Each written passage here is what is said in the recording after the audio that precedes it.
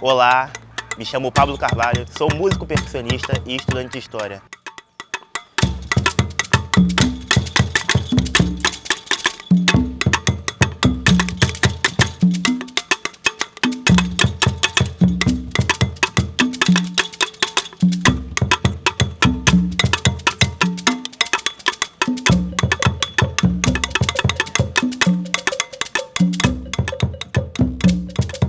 Eu acredito que a minha arte ela dialoga com a cidade de variadas formas, né?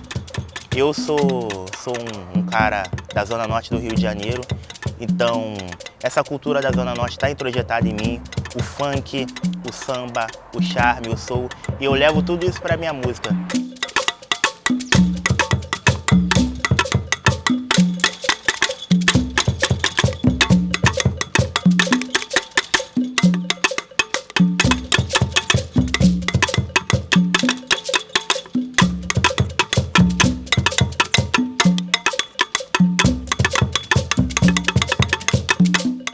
Eu tenho feito um trabalho muito interessante chamado B-Rock mesmo, em parceria. E esse trabalho é um trabalho que a gente leva influências do mundo todo, mas com esse olhar da Zona Norte, esse olhar periférico, para dentro do trabalho.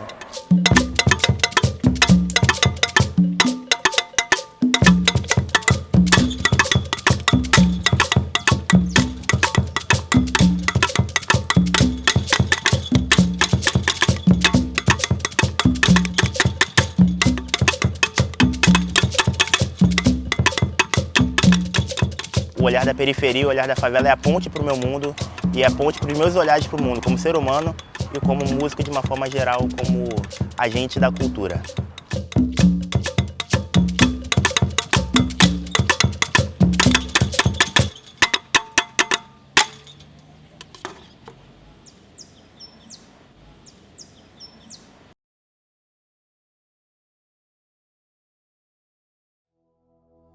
Esse vídeo que vocês acabaram de assistir faz parte da proposição Corpos no Mundo, uma proposta de curadoria artística feita por mim, Pamela Carvalho, e pela Lígia Tâmela. Agora, a gente vai assistir um debate que justamente se conecta e faz a amarração com a proposição apresentada pelo artista. Porque a nossa ideia é um pouco disso, trazer artistas que têm na cidade a plataforma para os seus trabalhos, articulando com os debates que vêm a seguir. Muito obrigada. Você está a um passo de se conectar com os principais profissionais e pensadores da área da arquitetura e do urbanismo, tendo acesso a um conteúdo global, completo e atualizado, que vai mudar sua visão sobre a atuação profissional. O 27º Congresso Mundial de Arquitetos é o maior evento da nossa categoria, uma oportunidade única para estar próximo dos especialistas e agora numa condição de participação bem privilegiada. Essa edição do Congresso tem algumas novidades. Uma delas é que ele vai ser 100% digital e com muita interatividade. A outra é que parte da programação vai ficar disponível gratuitamente para você conhecer o universo de informações acessível aos congressistas. É uma forma de derrubar barreiras e levar um conteúdo de qualidade a um número muito maior de profissionais, estudantes e qualquer um que se interesse pelo futuro das cidades. A Semana Aberta é um evento mensal que reúne conversas entre profissionais sobre diferentes temáticas e ela fica disponível gratuitamente durante uma semana a partir da data da estreia. Ela equivale a 10% de todo o conteúdo trabalhado para o Congresso e que fica disponível para os congressistas numa plataforma exclusiva. A plataforma dos congressistas é o lugar que concentra todo o conteúdo do Congresso. Então, além das semanas abertas, lá vão ter debates mensais que vão ser publicados, além de um espaço especial feito para interação entre os congressistas de diferentes culturas e nacionalidades. Todo esse conteúdo disponibilizado na plataforma exclusiva dos congressistas vai ficar à disposição durante 2 anos para poder ser consultado. Por ser 100% digital, o Congresso vai estar presente em todos os continentes pela primeira vez, permitindo uma troca cultural inédita e gerando conhecimento para a gente pensar o futuro da cidade todos juntos.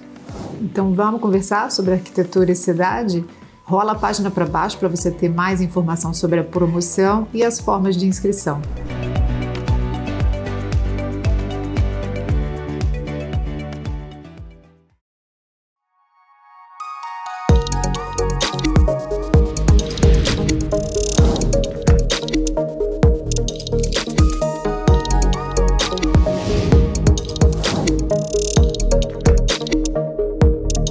All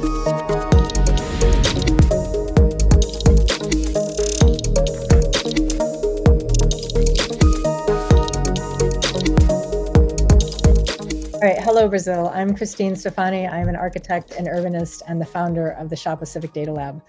Shapa works in and with communities to design the future of cities. I just want to thank this 27th World Congress of Architects for the invitation to mediate this fabulous panel. The topic of this debate is globality and singularity, which I interpret as a shift from an emphasis within design on similarities rather than differences, overlaps rather than divisions. At this time in the world, we've critiqued the architectures and cities that have forged and divided us.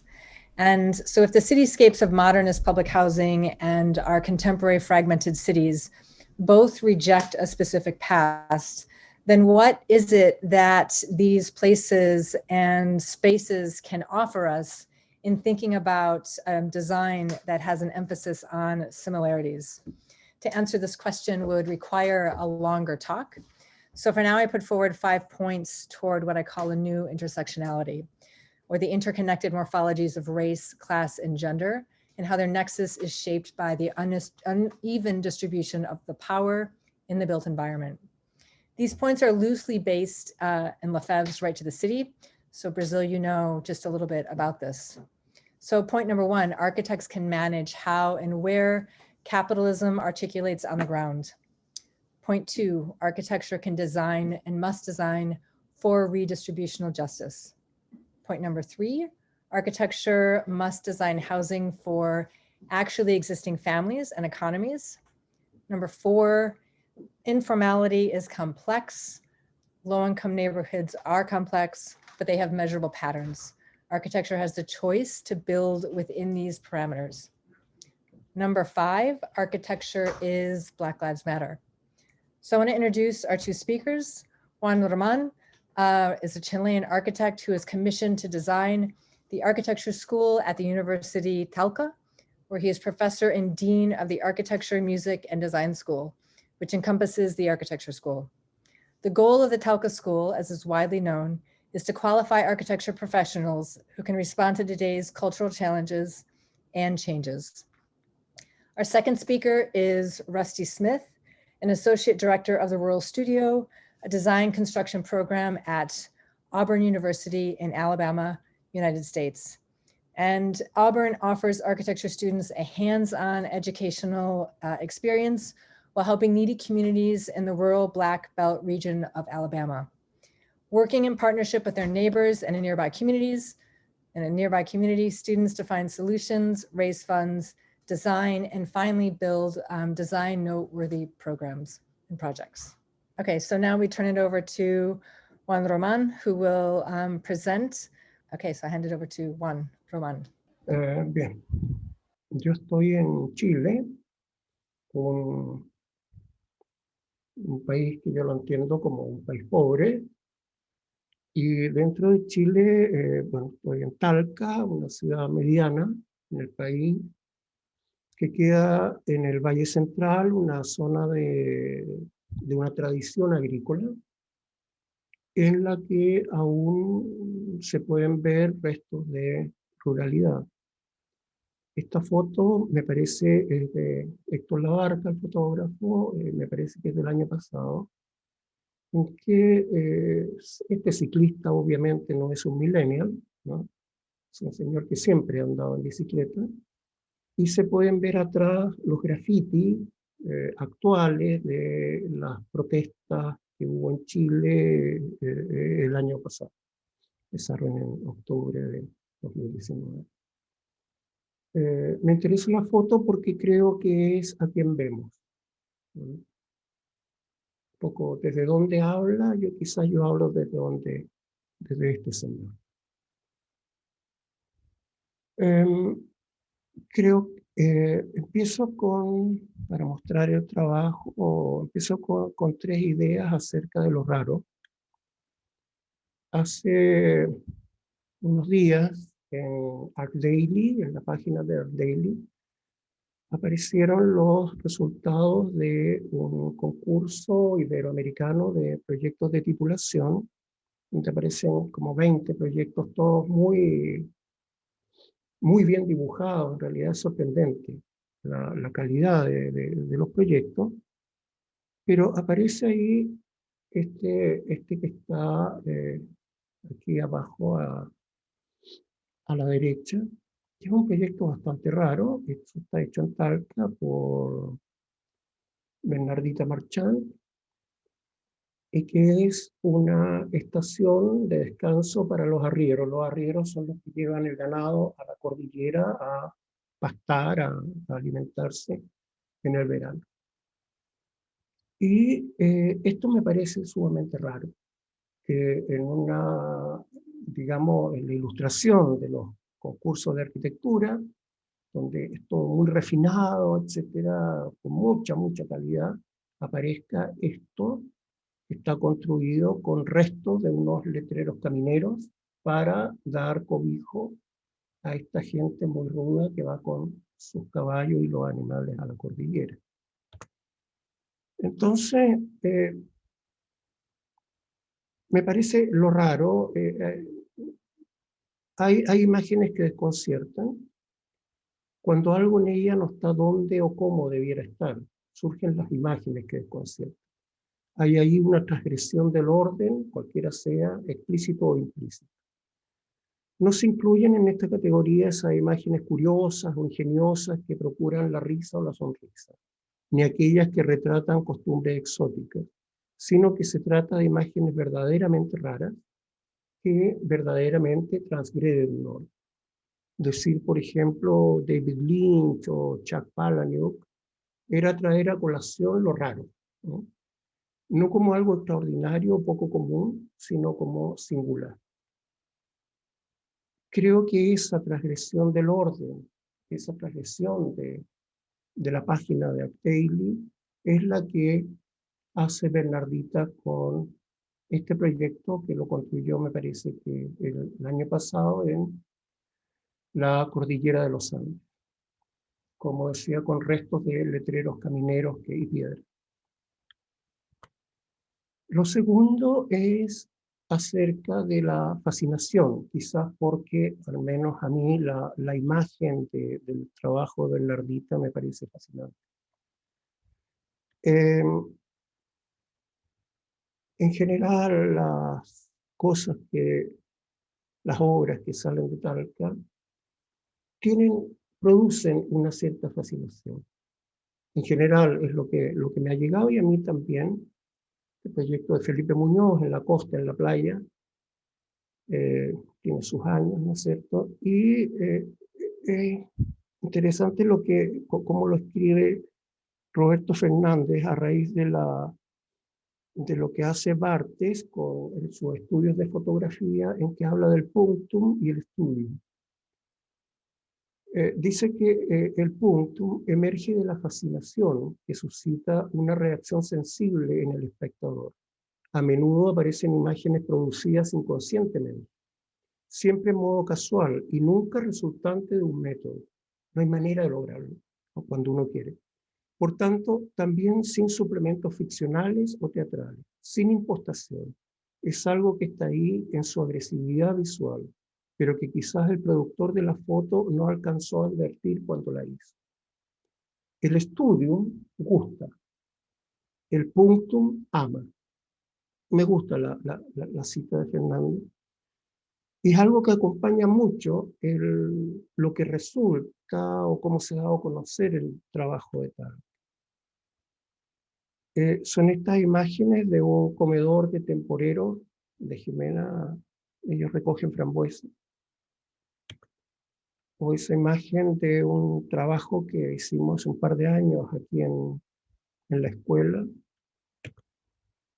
Ese memorial en la laguna del Maule, casi en el límite, en la cordillera de los Andes, casi en el límite con Argentina, que es un memorial para unos señores que sacaron adelante la ruta que une con Argentina.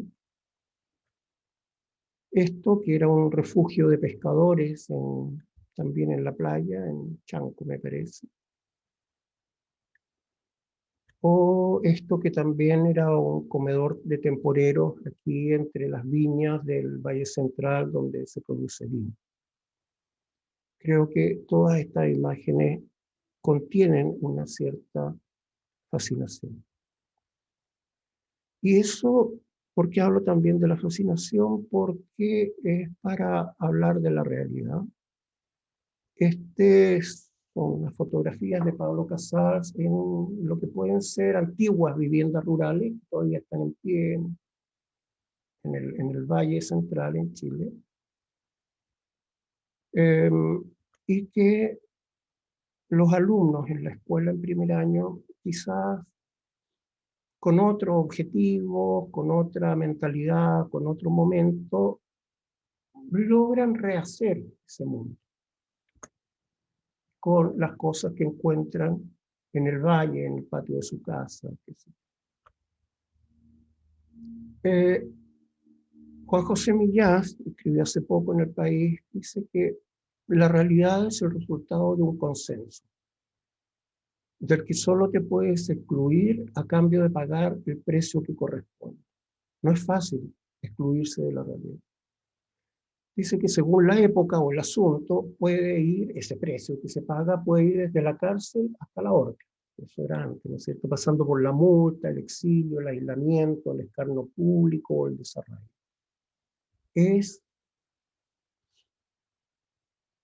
Se paga un precio por inferir, no por inferir, por intervenir o incidir en la realidad. Creo que el precio que se paga en Talca es el trabajo, es un trabajo duro. Esto es un mirador que queda en la costa, a orillas del río Maule, en Constitución, lo hace Lucas González el año pasado. Pero en pandemia, y para poder hacer esto, me encuentro con que Lucas es capaz de conseguir, no tiene dinero, conseguir esta grúa, mover esa piedra enorme para poder hacer este mirador a orillas del río Maule. Esto es en el otro extremo, en la cordillera, que también es un parador para los arrieros, que aparece, es el proyecto de Edgar Torres, aparece donde se toma la madera en el aserradero rural, cómo se llevan las piezas de madera hacia la cordillera, a caballo, cómo trabajan armando esta obra, este refugio, los detalles a los que puede aspirar en un entorno en el que no hay nada, o sea, es la cordillera, no hay nada, y logra un nivel de detalle, y finalmente ese es el producto al que llega Edgar en su trabajo. También son imágenes fascinantes, digamos. Pero esto tiene que ver con el tema de la realidad, en que me parece que lo que procuramos con todos estos trabajos es que los estudiantes, los egresados, los arquitectos de Talca, sean capaces de hacer. Ser capaz de hacer. De hacer arquitectura, no, de hacer. Eso son las tres entradas, los tres temas que quería proponer. Y nos quedamos con él. Thank you so much, Juan Roman. So now we will transition to Rusty Smith. Thanks, Christine. Thank you, Juan. It's a real pleasure for us to be here and represent Rural Studio today. Rural Studio is a design-build program, part of Auburn University's 5-year undergraduate program of architecture. As part of the program, our students are able to leave campus for anywhere from 1 semester to 5 years of their architectural studies and live and work in rural West Alabama, about 3 hours away from the main campus. We are a design-build program. We were founded on a couple of really simple premises. The first is that the best way to learn how to do things is by actually doing them. And the second, when you're taking on difficult tasks like we do in our community, when you're doing challenging things, the best way to do those things is to do them together. We're a program in the United States located in Alabama in the southeast of the United States. We work in an area that's referred to as the Black Belt. It's an area of persistent poverty. That's a federal designation in the U.S. that simply means that 20% or more of the population in a given county has lived consistently and persistently in poverty for 30 years or more. It's important to note a couple of things about this idea of persistent poverty. When you begin to look at subsets of poverty in these counties, childhood populations, elder populations, populations of people of color, those percentages of poverty very often move to 60, 70, and even 80%. The other thing that's important to note about this idea of persistent poverty in the United States is that there are about 370 to 380 counties nationwide that are considered to be persistently impoverished. Over 80% of those counties are rural, so this is a particularly rural problem. Those counties extend fairly continuously across the Texas border, the Rio Grande Colonias area, across the delta of Louisiana and Mississippi, across the Black Belt of Alabama and Georgia, and they turn sharply north up through the Appalachian Mountains of the East Coast. They're all very different, but they do share one common similarity in that they are all historical landscapes of extraction that have had resources taken out of the ground primarily through uncompensated human labor and no resources put back in this place. It is a place of great wealth, but it's also a place of absolute abject poverty. This is some of the conditions that our communities live in. This looks like a natural disaster. I can assure you it's not. This is just springtime in Forkland, Alabama. This is the town we live and work in. It is actually a thriving metropolis, an urban condition of 186 people that live in New Bern, Alabama. This is where our students live and work. Our students work directly with real clients, hopefully to produce real projects with real budgets and real schedules and hopefully real important positive impacts on our neighbors and community. Here you see a group of students working with Rose Lee Turner. Rose Lee had been displaced from her home, and the students were working with Rose Lee to build her a new home. The students work with a whole variety of professional consultants in this work, and ultimately they learn everything that they need to learn to both design and build their projects for their clients. Here you see the students building what we refer to as a platform house. It's a replacement house for Rose Lee. Rose Lee stays sheltered in place in the little white house to the left. And the students design and build a new house right in front of that house. Here the house is under construction. The day Rose Lee moved in to the new home, you'll see the home features a beautiful front porch. This is very common, a common space of universality in all of our buildings, whether residential or public, and this is the house today. Our students we are certainly focused on housing and housing affordability and access issues. Our students design and build all kinds of other important community infrastructure. Here students are designing and building a town hall for New Bern, Alabama that brings an important and valuable place for our citizens to vote. Access to voting rights is still a very significant issue in the places that we live today. Here students are designing and building a Boys and Girls Club, which brings very important after-school programs for our community's youth and children. And this group of 4 students designing and build a fire station for New Bern, Alabama, who beforehand didn't have any adequate fire protection for the community. And this is the fire station today. And another group of 4 students taking an abandoned building in downtown New Bern and renovating it into a community library that brings after-school programs, educational access, and maybe even most importantly, high-speed internet to a town that never had it before. So over the last 30 years, Rural Studio students have designed and built over 200 of these sort of community projects throughout our 5-county service area. But as I'd said, our focus really is on housing affordability. And so it's important to talk about these universalities of the systems that these challenges operate within, and perhaps the fire station is maybe one of the best ways to talk about that. Without fire protection, our communities and neighbors' houses burn down at an inordinate rate.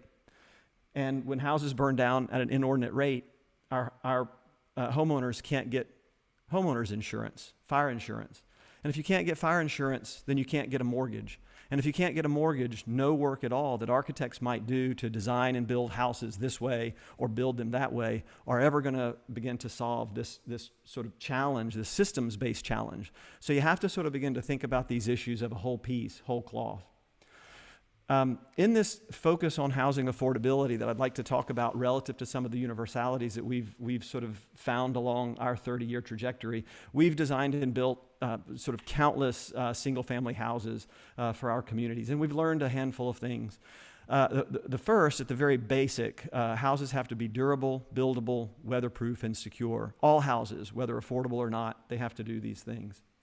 But we also think housing should be aspirational, especially in the communities in which we serve. We believe that housing should offer up a sense of presence.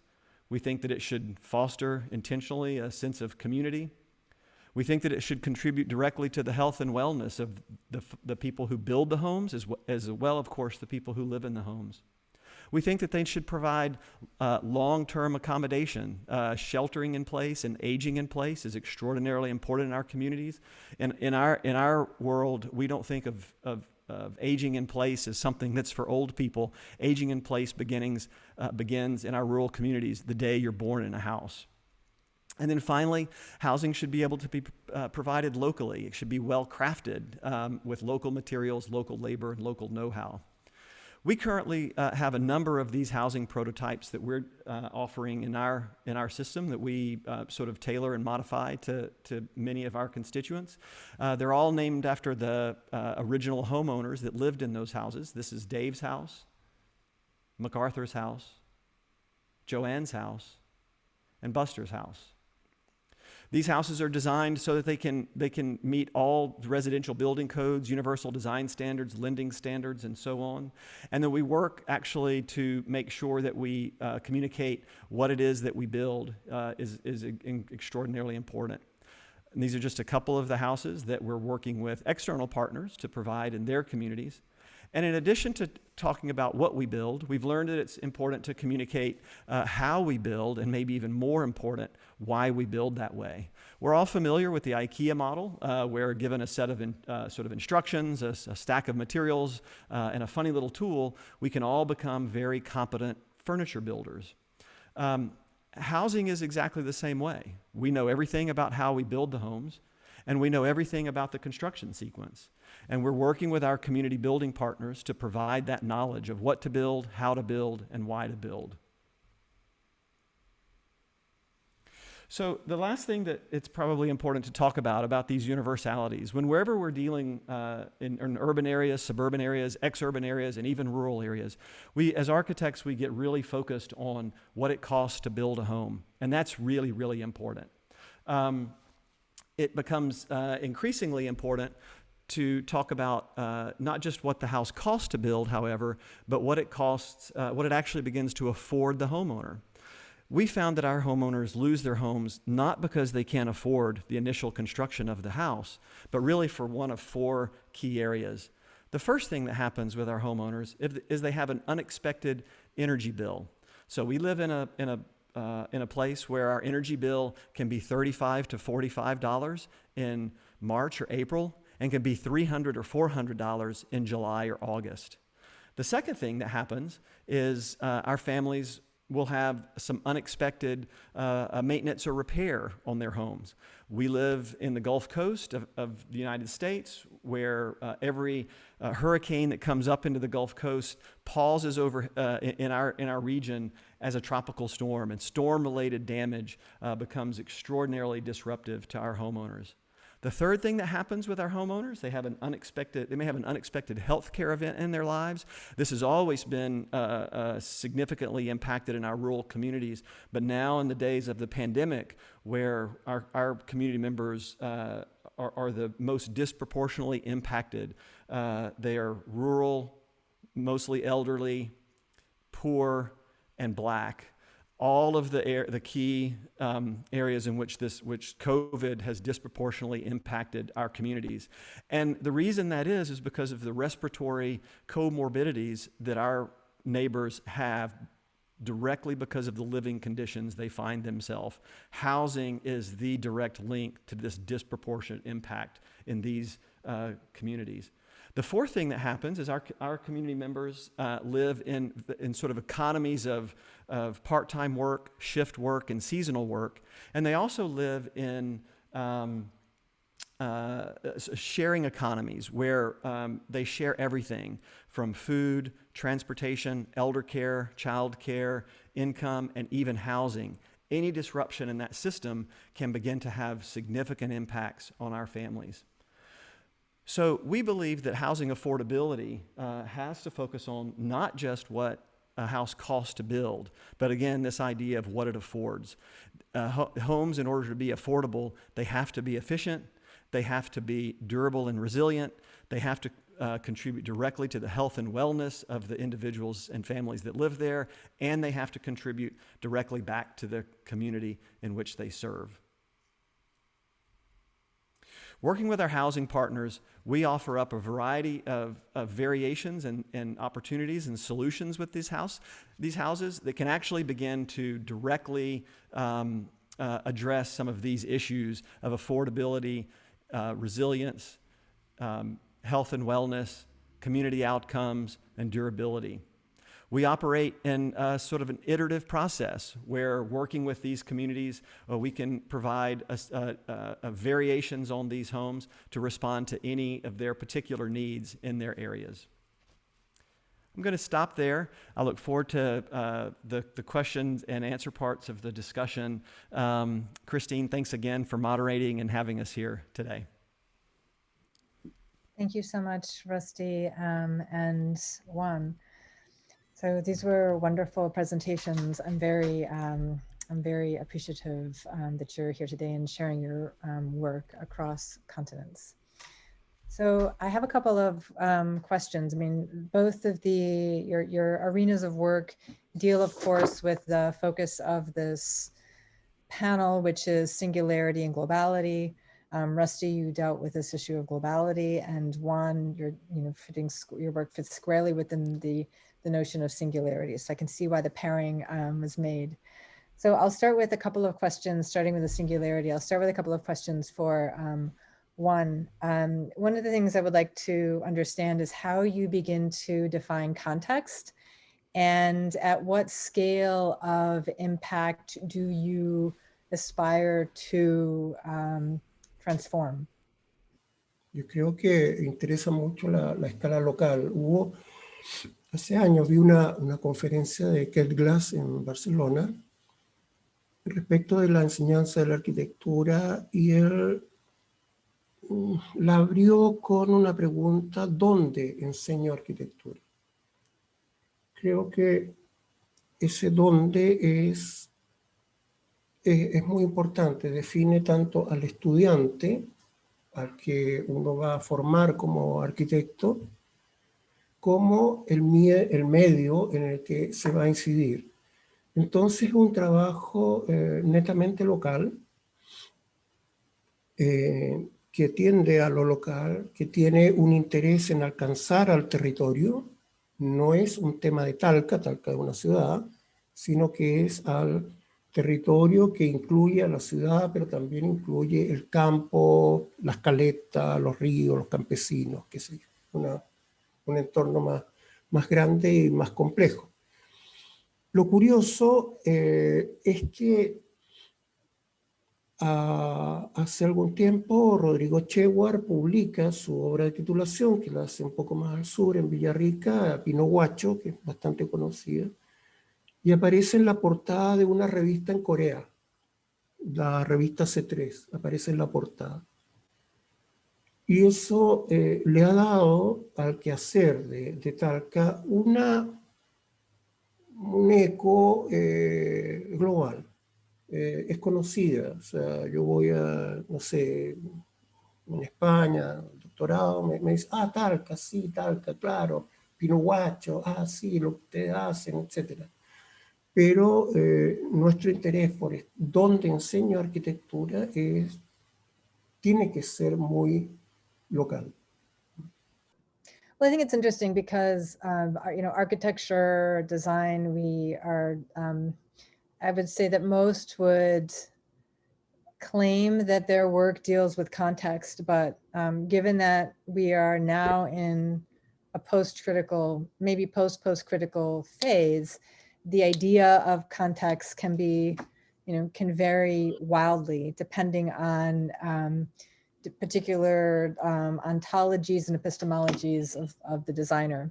And so when I think about Juan, your response, you're essentially, your context, you locate a place within which to, you study the order, but you essentially insert a different order from out of context. And that creates a hybrid. And so I have the same question or a similar question for Rusty, who your work really seems to be about the converse. Your context is actually socially and technically defined and structurally defined for you. And so how do you essentially select a client within that context? Yeah. And how does the relationship between you, your team, and that client begin to create a new context? I mean, I've worked on slum upgrading projects in Brazil, and so your resettlement scheme was quite, it just looks so wonderful. It's just familiar. Exactly. But how do you manage those logistics? And what is the context that's created between you and that selected client? That's a really great question, Christine. Clearly you're in the business. Probably a little bit of context helps. We are fiercely place-based. All of our work happens within about a 25-mile square radius of New Bern, Alabama. We are not a program that kind of goes all over the United States and all over the world sort of working. There's plenty, one of the things that we want our students to leave us with is that wherever they find themselves in the world, if they sort of look down at their feet and then they look out in front of them, they will have a lifetime of work right where they find themselves. The grass isn't greener. So the second thing that's sort of really important, and this is one of the, we are the rural studio, and so we are particularly focused on rural issues and issues that are of this particular part of rural America that we are in. 97% of the land mass of the United States is rural. Most folks don't. Even those of us who live here don't know that. Only 3% of the land mass of the United States is urban, suburban, or ex-urban. So there's a lot of it. And you can imagine that rural places are as varied and distinct in every way that we often think of urban places as being various and distinct. So we're really focused on this sort of West Alabama rural black belt condition. The third thing that's sort of important about the context that's important to know is that that's unique to doing work like this in rural places is that we live here. And that's different from living in a city that has urban poverty and the conditions of urban poverty. Because in those conditions, we are often the other. In rural places, we are not.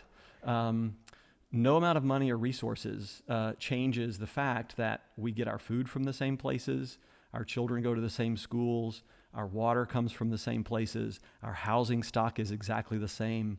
The conditions that our neighbors live in are the same conditions that we live in. The other part of that that's really important is when we sort of talk about context and clients, you'll always hear us talk about our neighbors. And I think that's where one of these sort of similarities and distinctions come into play. We often, when we talk about this sort of work, we talk about community. And we think about what a community is, really. And we think about today, we all here are part of the same community, and yet we're at a distance. We're far apart from each other. Community has everything about similarities. It's not a spatial condition. To be a neighbor, and especially to be a good neighbor, is a particularly spatial condition. It's a physical condition that demands physical connection. And to be a good neighbor means actually understanding and knowing and working to live together when you're not like each other. So to be a good neighbor is different than being a good community member. So some of those things are sort of important to know in answering these questions. So first, we live in the place where we work. Two, we're neighbors, and we work with our neighbors to do work that needs to be done, that we can do. But we have that sort of knowledge that neighbors have about each other. All of our clients come from community members. Some of the resources that are important are the people who work at the schools that know the conditions that children are living in, people who go to church that know the conditions their parishioners live in. And then one of the examples that's probably is often the most interesting, particularly in America, post offices are going away like there's no tomorrow. We have a post office in our little town of 187 people. We work really hard to help keep it open.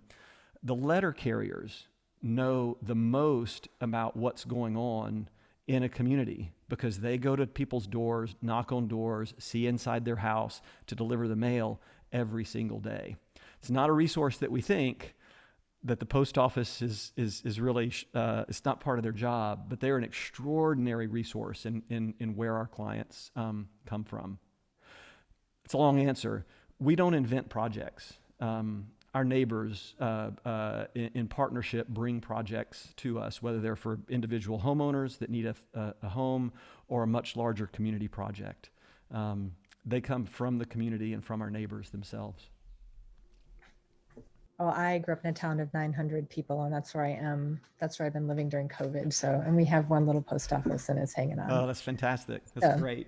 Keep it open. Mail your letters. Keep it open. So I really, all right. So we're talking a lot about context. I'm gonna pose one more question for both of you. When we within design, essentially design context, whether through communities and relationships and understanding what it means to be a neighbor and what it understands to build within existing building cultures or environmental conditions. My last question for both of you is, how do you evaluate what you're doing? How do you evaluate your impact over time and with whom? This and part of this can relate to the discipline of architecture.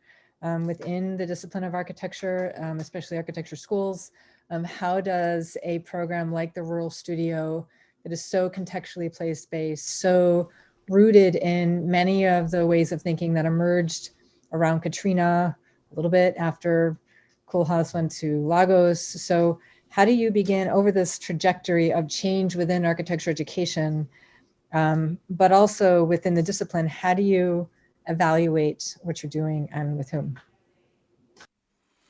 I guess I could try to answer that first. That's also a really challenging question, and it's made even more it's challenging because of the breadth and diversity of the work. Sort of when you're doing sort of systems-based change, when you're operating across the whole tapestry of systems, it becomes complex.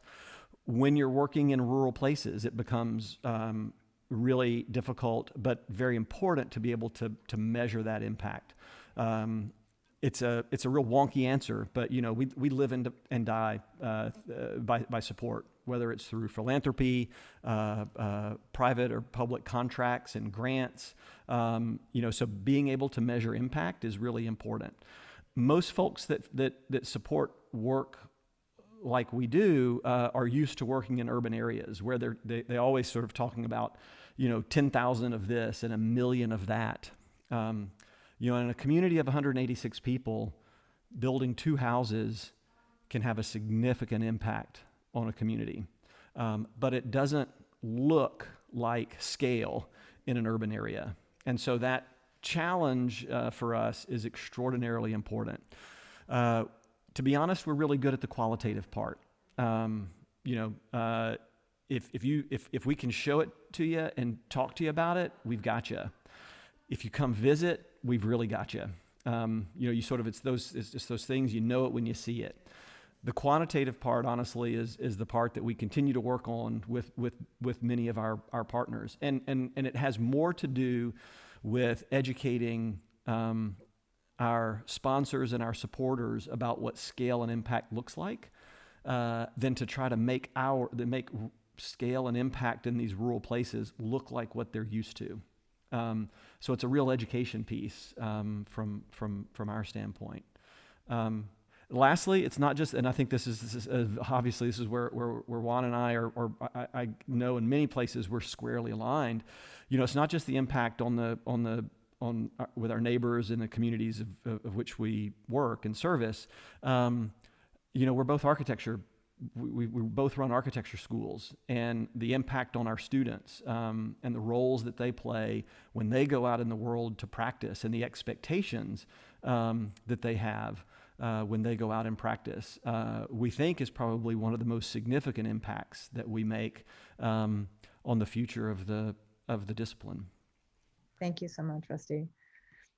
Okay, well, Juan, the question is about context, and your work is, it makes very deep implications between ecological, social, cultural systems.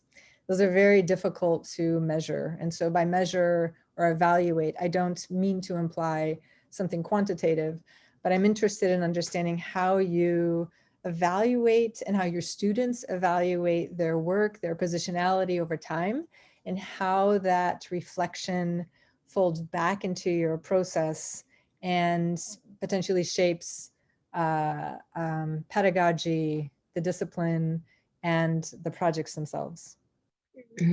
Estos trabajos son los de fin de carrera, son los de titulación. O sea, el alumno está 5 años en la escuela y esto lo hace en el 6º año.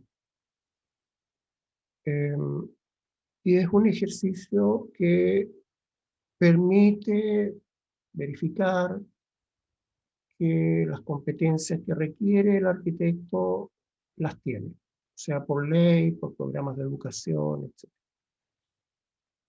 Por otra parte, esto lo realizamos en un grupo de profesores, un colectivo de 10 profesores, 11 profesores, que cada uno toma 5 o 6 estudiantes.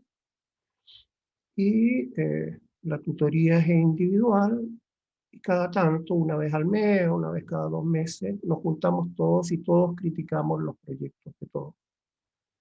Creo que la crítica es algo muy constante en la escuela, permanente, se da todos los años. Es una cosa que yo pude ver el 2000 en Mendrisio, cuando estaba Sunter en ese tiempo en Mendrisio.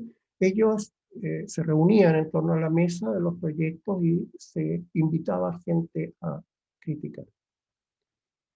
Cada tanto, además, invitamos profesores de Europa y de Sudamérica, que vienen a la escuela, visitamos estas obras que están construidas, deben ser, yo creo que son como 600 estas obras construidas ya. Y conversamos y entendemos lo que se comenta. Creo que más que pautas pedagógicas, nosotros funcionamos mucho en base a la conversación. Creo que esa conversación ha ido construyendo un cierto cuerpo blando, abierto, que permite que entren muchas nuevas visiones, de modo de ir refrescando el título. Es divertido ver de repente algunas fotos de trabajos de hace no sé, unos 10 años, y uno se da cuenta que corresponde a una época de la titulación. O sea, esto va avanzando. Menciona en términos ecológicos, en términos sociales, esa comparecen, sin duda. O sea, hay una crítica que es como netamente disciplinar y otra crítica que es más de contexto. Estas obras están expuestas, es decir, están en el territorio y la gente las usa y están ahí, digamos. Hay algunas que han sobrevivido muy bien, otras que se han acabado o han desaparecido por ser muy débiles. Pero hay un cuestionamiento constante, un poco como lo de Rural Studio, es decir, están en uso, están en la comunidad, por lo tanto, la crítica que llega es constante, ¿eh? La evaluación en ese sentido constante. Y está muy ligado el desarrollo a las características de cada estudiante, es decir, el trabajo de titulación es individual, por lo tanto, hay un respeto a aquello que el alumno es y a aquello que él puede ser. O sea, el don de enseñar arquitectura se repite. Este es mi alumno, no tengo otro. Y eso es lo que él puede hacer. De modo que los resultados en ese sentido son variados y tienen que seguirlo siendo. Y creo que en el tiempo esto se sostiene porque el territorio está siempre cambiando, ¿no es cierto? Y siempre está requiriendo nuevas respuestas. Quizás falta algo que agregar, Rodrigo, Cristín, es que todos estos proyectos son públicos, son de uso público, y el estudiante tiene que gestionar los recursos, no solamente dinero, recursos. Entonces, si el proyecto no tiene interés, no va a tener recursos. La comunidad no le va a dar recursos. Entonces, eso es una prueba muy fuerte, es un punto de quiebre. Si el proyecto puede ser o no, depende del interés público que tenga y si logra comprometer a una comunidad que lo va a ayudar a hacer esto. Your response, I did understand that. I mean, your response is really speaking to this idea of redistributional justice. And when you're working with a public project, that is a dimension of redistributing the resources of the discipline of architecture, but also of within the public interest. So it changes the context within which you work. And I think you're both dealing with that. To close our session, I would just like to ask each of you to provide a brief or some, is there anything you would like to say, some advice you might be willing to offer to young architects starting out in their careers? Just a short word of wisdom. Sure, I can. I mean, I think, just sort of keying off sort of what Juan just shared relative to the evaluation of students is probably a great place to begin to answer that question. We all teach in architecture schools, but we all have come through kind of architecture schools of some sort or the other, and when we sort of think about it, most architecture programs, they're really sort of, they're design programs. They privilege design, which is important. It's extraordinarily important. It's important to all of us.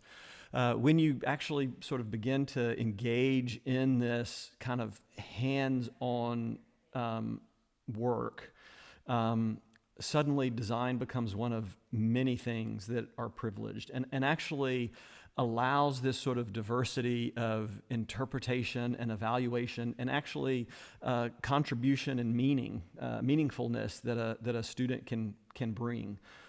It broadens the scope of impact a student can have beyond just sort of sitting at their desk by themselves, designing a project. There's so many other things that have to happen in this sort of community engaged, hands-on work, that strengths come to the foreground that in a traditional design studio you'd never have the opportunity to see. And programs like ours, I know Juan's has to be the same, we rely on those strengths of the students that would otherwise be invisible.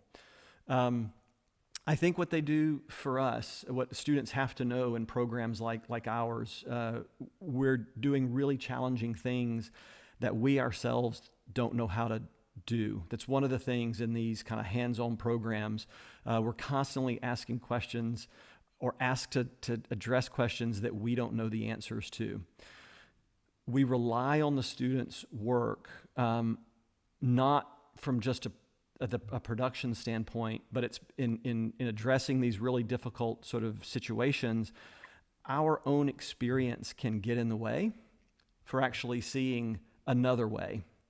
And it's actually the students' sort of inexperience that brings life to our programs, because they are able to see things that our experience keeps us from seeing.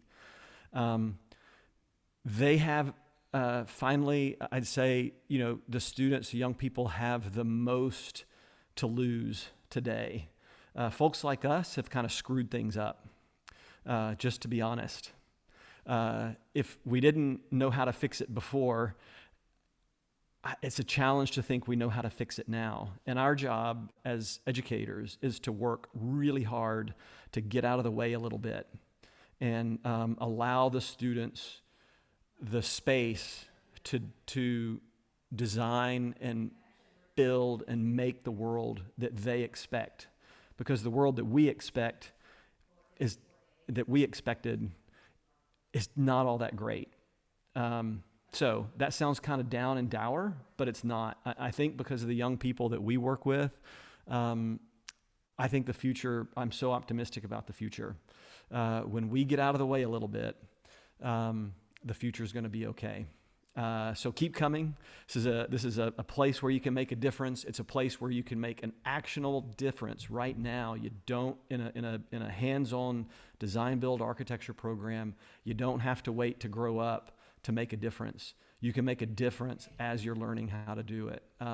It's a fantastic and optimistic place in which to educate yourself and to work. Thanks so much, Rusty. I very much appreciate your comments that as educators, we need to get out of the way a little bit. I definitely subscribe to that mantra.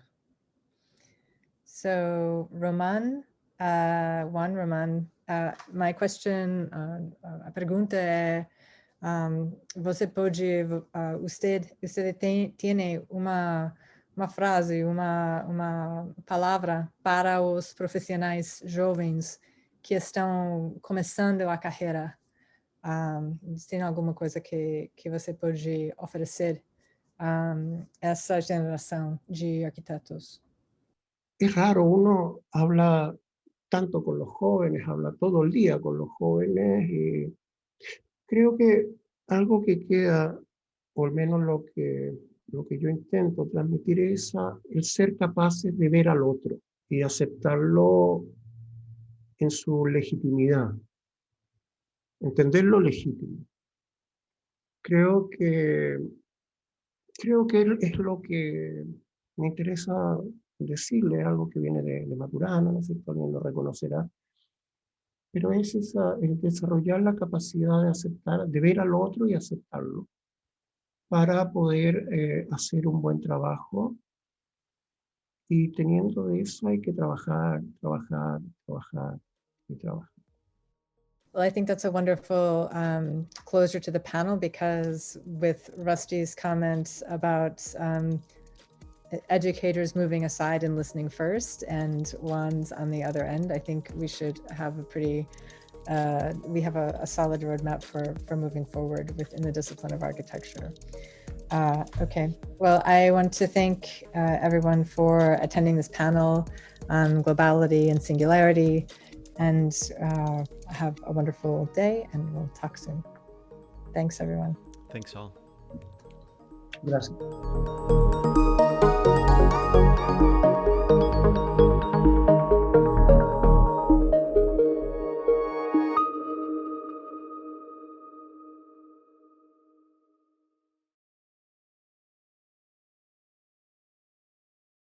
Ergui a casa aí. 3 quartos, do jeito que os meninos queriam. Copa, sala, cozinha. Senti um pouco isolada aqui, né? Que quando a gente é acostumado a morar no plano, né? Aí a gente fica muito próximo às pessoas. Para mim é muito bom estar aqui, porque é o espaço, é a proximidade com tudo. Mas a gente não tem a percepção de que pode andar em qualquer lugar.